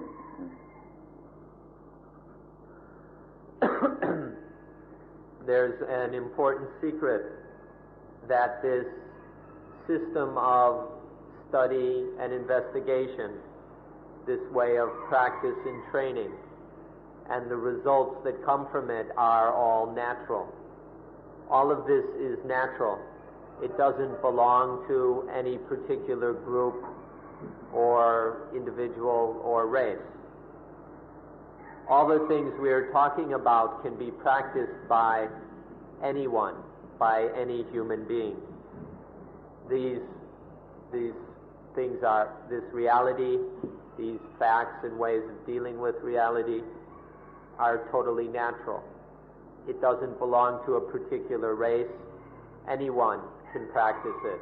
whether one is from Europe, America, Australia, Japan, wherever. One can make use of these things because they're natural. This prehistoric man was able to make use of these natural facts, and so can all the descendants of prehistoric man. This doesn't depend on time, it doesn't depend on place, it doesn't depend on culture, language, or anything else. These things are natural and universal for all human beings. So don't go and think that this is Buddhist,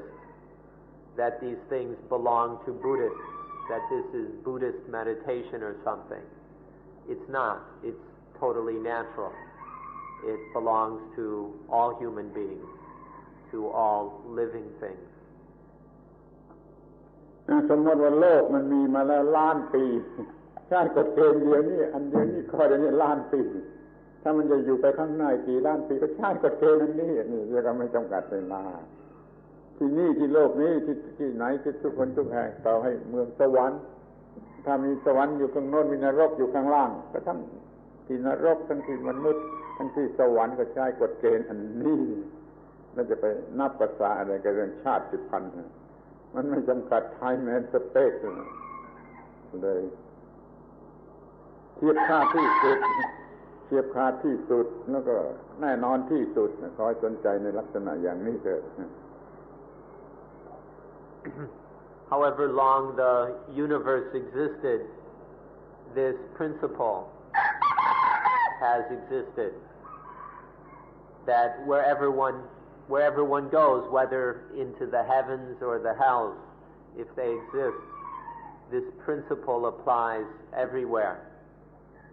This principle is unlimited by time and space. So why even think about race or culture or religion? This principle is absolutely universal, applies everywhere, anytime, any place. เวลาที่เหลืออยู่นี่ก็จะพูดถึงการกระทำแต่โดยย่อจะพูดถึงการกระทำแต่โดยย่อทั้งสี่หมวดทั้งสี่มิติเกือบ2 โมงแล้วครับ นั่นอาจจะIn the time that remains, we'll speak about how to practice according to these 4 dimensions, and we'll necessarily speak in brief. หมวดกายจะควบคุมลมหายใจอย่างไรเนี่ยก็อาจารย์ที่เซ็นเตอร์อธิบายสอนพวกคุณทุกอย่างแล้วว่าจะควบคุมลมหายใจอย่างไรนั่นน่ะควบคุมไปตามนั้นเดี๋ยวนี้ก็จะอยากจะบอกแต่ว่ามันจะควบคุมกาย2 กายลมกับกายเนื้อให้มันทำงานร่วมกันแล้วมันก็มีสมรรถนะมากที่สุดในทางกายจะฝึกหายใจอย่างไรสอนกันแล้วที่เซ็นเตอร์ที่นี่ไม่ต้องพูดนะแต่นี้เราจะมาร่วมกายลมกับกายเนื้อหนังนี่เข้าด้วยกันแล้วก็มีสมรรถนะสูงจนใช้ประโยชน์ได้ดีที่สุด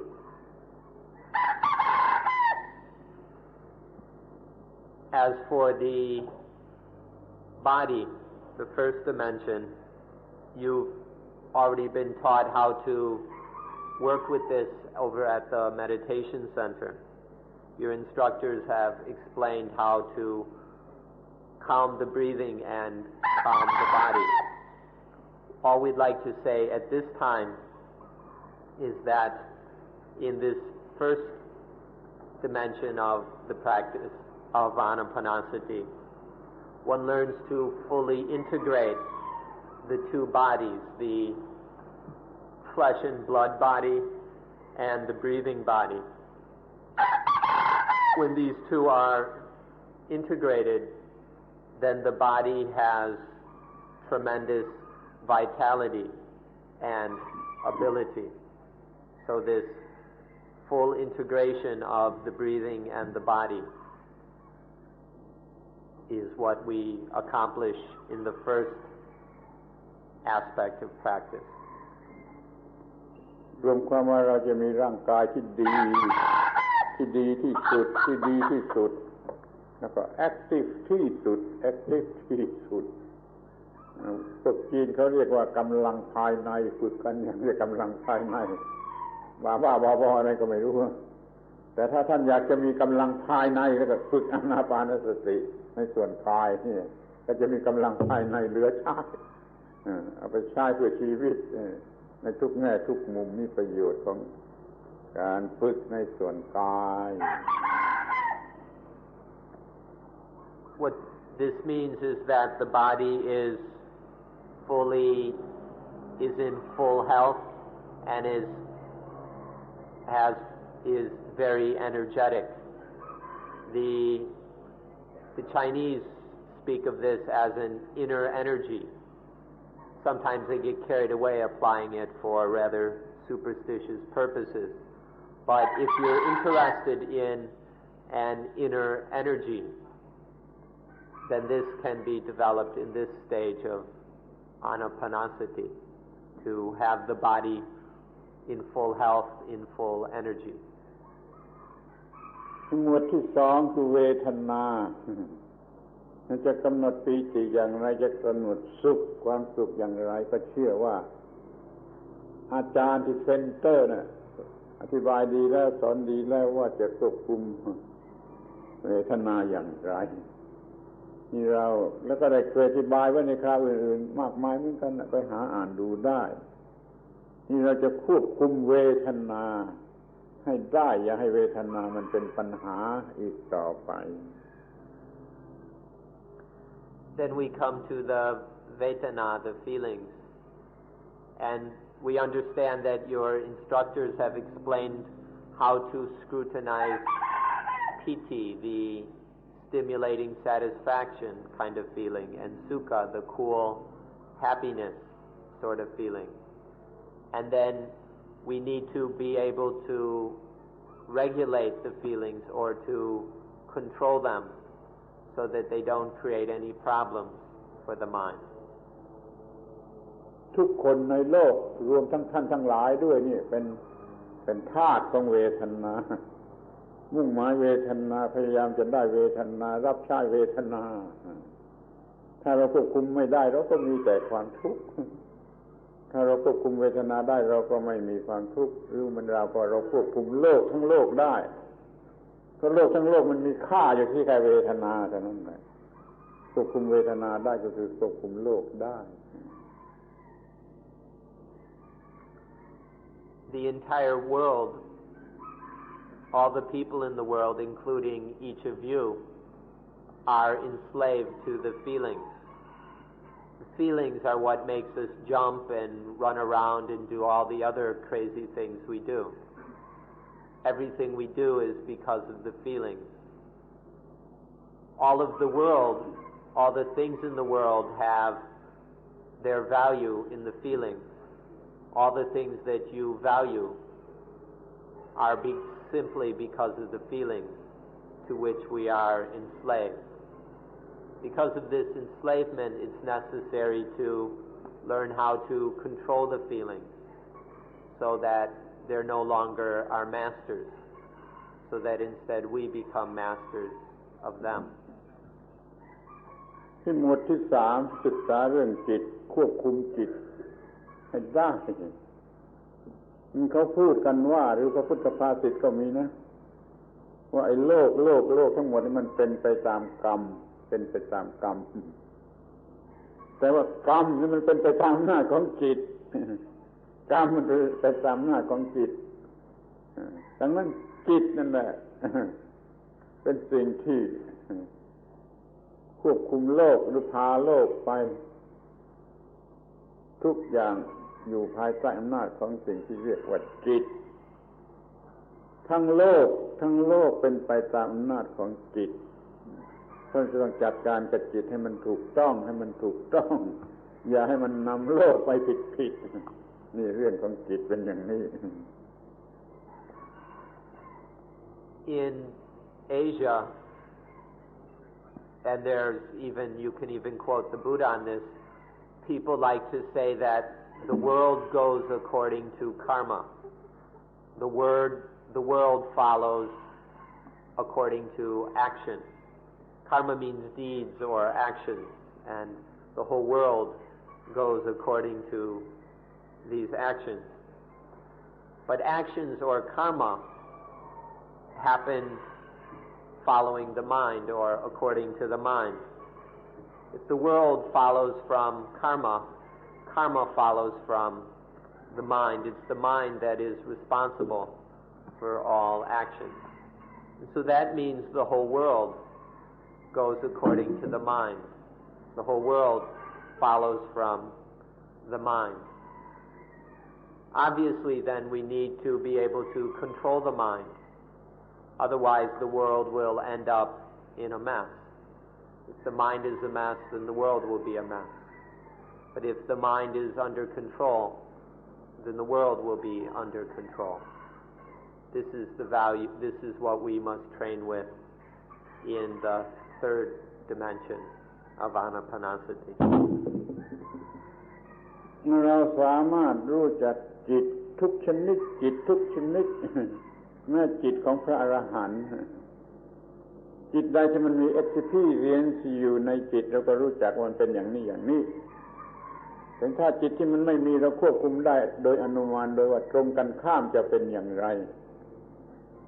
เรารู้จักจิตที่มีกิเลสเรารู้จักจิตที่ไม่มีกิเลสในบางคราวเราก็รู้จักแต่ว่าไม่มีกิเลสโดยประการทั้งปวงโดยสิ้นเชิงจิตพระอรหันต์ก็ตรงกันข้ามจากจิตที่เรามีอยู่นี่เราจึงรู้จักจิตได้ทุกชนิดแล้วเราไปเลือก We can know all kinds of mind. We can understand all kinds of mind, even the mind of the Arahant, the enlightened being or the enlightened one. First of all, we can experience all the kind of minds or all the states of mind which happen for us. We can experience these directly. such as greedy mind and angry mind and depressed mind and so on. But we can also know indirectly the mind which we aren't experiencing. The more deeply we know the defiled mind, the more we will understand the mind that is undefiled, which is the mind of the Arahant, or the enlightened mind.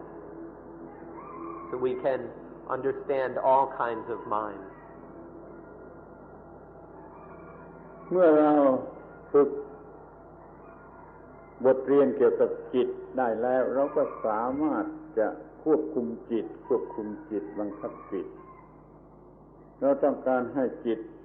ร่าเริงบันเทิงพอใจเมื่อไรก็ได้เราต้องการมันหยุดสงบนิ่งเป็นสมาธิเมื่อไรก็ได้เราจะทำมันสลัดปล่อยไอ้สิ่งที่เราไม่พอใจปล่อยไอ้สิ่งที่ไม่พอใจสิ่งที่ยึดมั่นถือมันเมื่อไรก็ได้คือท่านว่าเราจะทำให้มันสบายใจเมื่อไรก็ได้หรือให้มันหยุดตั้งมั่นก็ได้หรือมันปล่อยสิ่งทั้งปวงอย่ามาผูกพันจิตใจเลยก็ได้นี่ผลของการฝึกจิต When one has trained the mind fully, one can delight the mind at will. One can make the mind joyful and happy at any time.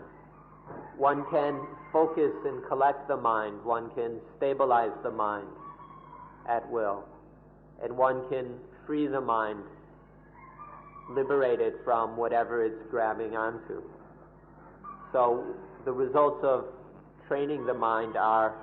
one can delight the mind at will. We can make the mind stop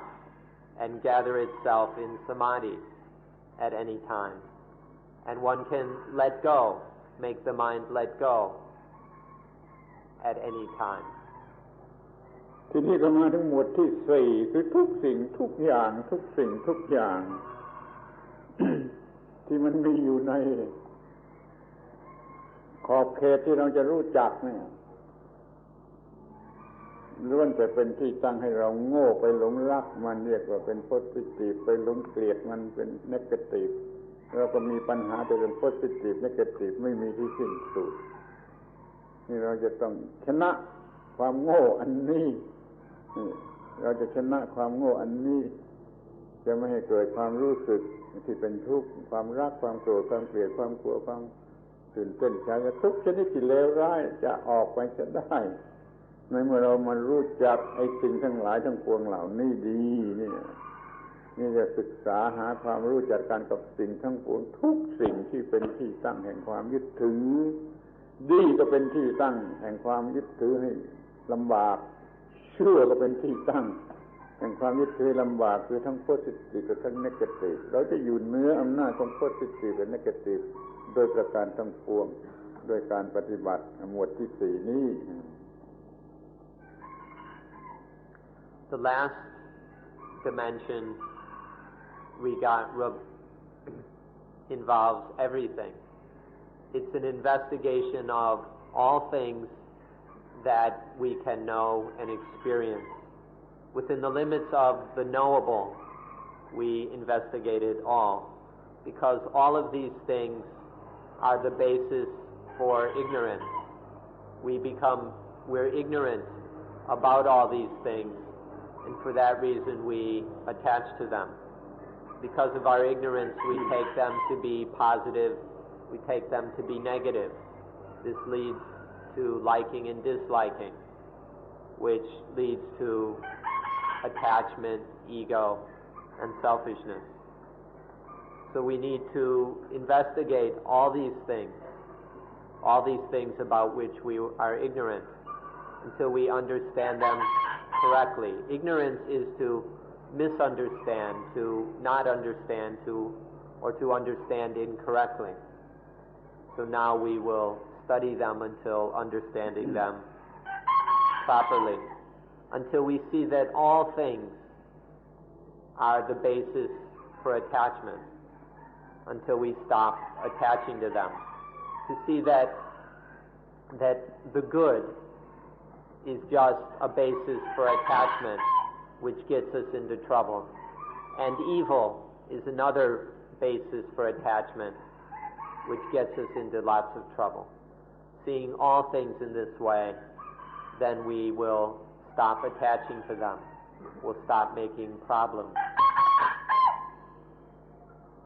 สิ่งแรกที่จะต้องมองให้เห็นก็คือความเป็นอนิจจังเปลี่ยนแปลงเรื่อยเพราะว่ามันมีเหตุมีปัจจัยปรุงแต่งขึ้นมาแล้วมันต้องเป็นไปตามเหตุตามปัจจัยนั้นดังนั้นมันคงที่อยู่ไม่ได้มันจึงเปลี่ยนแปลงเรื่อยนี่เรียกว่าเห็นอนิจจังเป็นจุดตั้งต้นที่จะต้องเห็นให้ดีที่สุดให้ลึกซึ้งที่สุดไปตามลำดับจนถึงที่สุดเห็นอนิจจังให้ถึงที่สุดไม่โง่เรื่องอนิจจังอีกต่อไป The first thing to see is anicca or impermanence.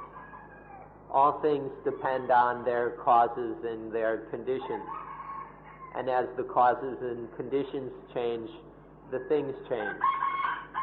It's impossible for things to remain still, to be motionless. It's just their nature to change. And this inherent change is the impermanence we need to see. This is the starting point of understanding things as they really are. เราเห็นอนิจจังของสิ่งใดเราจะคลายความยึดมั่นถือมั่นในสิ่งนั้นการคลายความยึดมั่นถือมั่นนี่เรียกว่าวิราคะที่จางออกคลายออกแห่งความยึดมั่นนี่เรียกว่าเห็นวิราคะเป็นอันดับที่สอง In realizing the impermanence of something, then our attachment to that thing begins to fade away. The more we see impermanence, the more attachment fades away. This fading away of attachment is called viraka. So we need to observe and study this fading away of attachment. เมื่อมันคลายออกจางออกมันจะไปไหนมันก็สิ้นสุดแห่งความยึดมั่นถือมั่นก็สิ้นสุดแห่งความทุกข์สิ้นสุดแห่งปัญหาของชีวิตนี่ก็มันดับลงแห่งความทุกข์ดับลงแห่งความร้อนมันเป็น quenching ของสิ่งที่ไม่พึงปรารถนาอย่างนี้เรียกว่านิโรธะ quenching ของสิ่งที่ไม่พึงปรารถนาเรียกว่านิโรธะเป็นอันดับที่สาม When attachment dissolves and fades away, when it keeps fading, it eventually ends. When attachment ends, all dukkha ends, all the defilements end, all our problems end. This is called nirodha, the quenching of all fires, of all dukkha. This is the next thing to observe the quenching of attachment, and with it the quenching of dukkha. พอมาขั้นที่สี่ก็จบเรื่องมันก็จบเพื่อหมดความยึดมั่นถือมั่นโยนกลับก่อนเคยถือเอาไว้เป็นความยึดมั่นถือมั่นนี่ก็โยนกลับออกไปหมดนี่เรียกว่าเรื่องมันจบตรงที่โยนสิ่งทั้งปวงกลับคืนออกไปไม่มีความยึดมั่นถือมั่นอีกต่อไปเรียกว่าปฏินิสสักขะคำนี้แปลว่าโยนกลับออกไปเรื่องก็จบ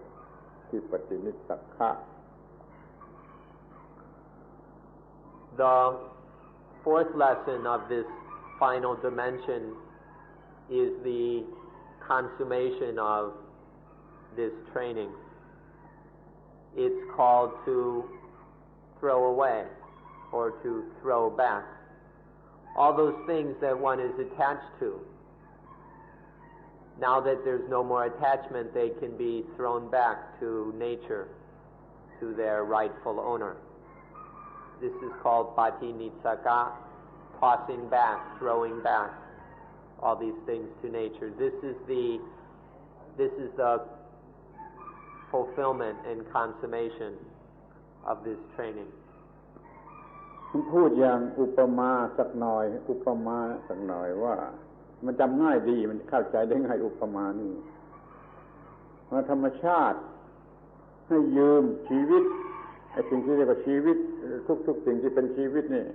เป็นของธรรมชาติให้เรายืมใช้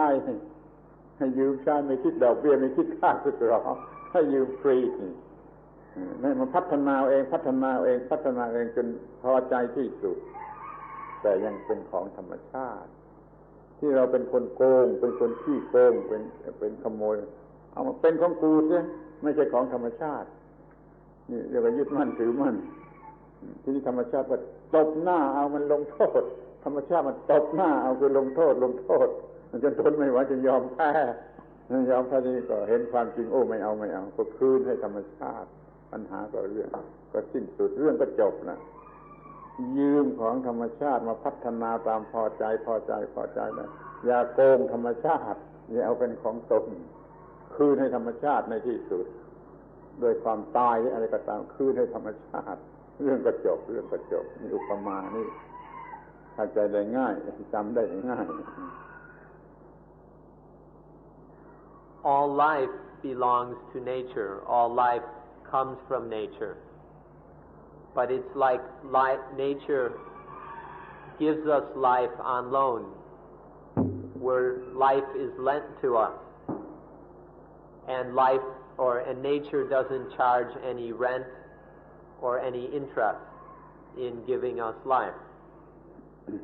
And then we're free to develop this life, interest-free, to the highest benefit possible. And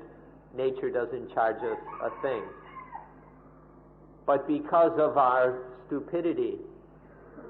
once life is lent to us, we become thieves. We start to embezzle. We start to claim that this is mine, this is me. This life that was given us freely by nature is then taken to be me, taken to be mine. This is just naked thievery, embezzlement, whatever you wish to call it. And once we perpetuate these crimes, then nature slaps us. Every time we steal something, saying this is me or this is mine, nature slaps us for our crimes. Until one day we've been slapped silly so much that we finally start to wake up and say, no more, I'm sick of getting slapped. I'm sick of getting punished. I'm not going to bother with it anymore. And then so we start giving it all back to nature. We give it all back so that nature won't slap us anymore. And when it's all been tossed back to nature, even though we've developed life to the highest, eventually we give it all back to nature. If not any sooner, at least when we die. When we die, all life goes back to nature. This is a metaphorical way of speaking for the consummation of our practice. บัดนี้ชีวิตของเราสะอาดไม่มีสกปรกบัดนี้ชีวิตของเราสว่างรู้ถูกต้องไม่โง่อีกต่อไปบัดนี้ชีวิตของเราสงบเย็นเป็น blissful สะอาดสว่างสงบมันก็เกิดขึ้นแก่เราแล้วก็หมดจากความทุกข์สรุปว่าเราหลุดจากคุกแห่งความโง่ว่ามีตัวตนความมีตัวตนเป็นคุกขังตารางขังเราก็หลุดออกจากคุกแห่งตัวตนเรื่องจบโดยการหลุดออกจากคุกแห่งอีโก้หลุดจากคุกแห่งอีโก้ของเราเองเรื่องมันจบ And so our life is clean. Life is clean. There's nothing dirty left. Life is clear and bright in knowledge and understanding. No more darkness. And life is at peace. There is the bliss of peace. There's no more dukkha. There's nothing painful, unpleasant, unsatisfying about life anymore. There's no more dukkha in life.